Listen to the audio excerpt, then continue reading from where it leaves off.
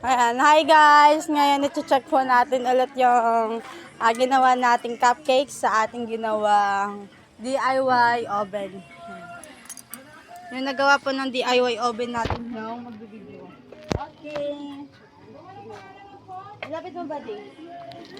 Ayan. Ouch! May ino pala. Yan, chiding! Ano mo na? Yung video mo, lapit mo. Akin na.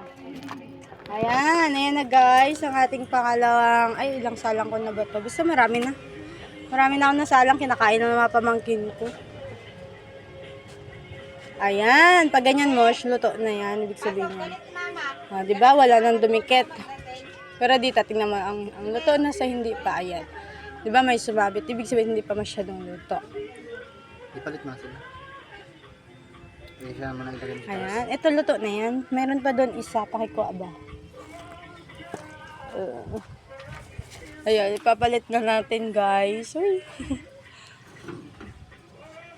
Nakailang salang ko na ba to? Di ko na alam kung ilang salang na ito. Medyo doon lang tayo guys tumagal sa kasi ilan lang yung hulmahan natin. 3 lang.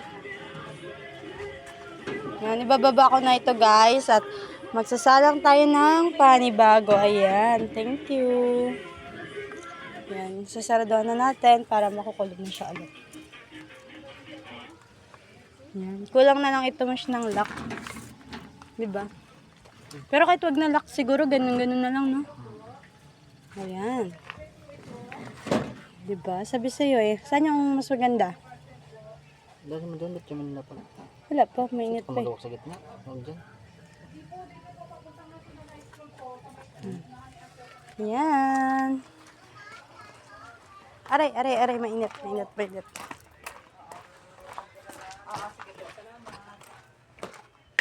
Yan, tatanggalin mo natin sa ating hulmahan.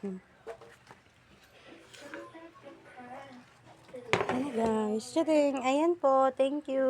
Salamat sa panonood.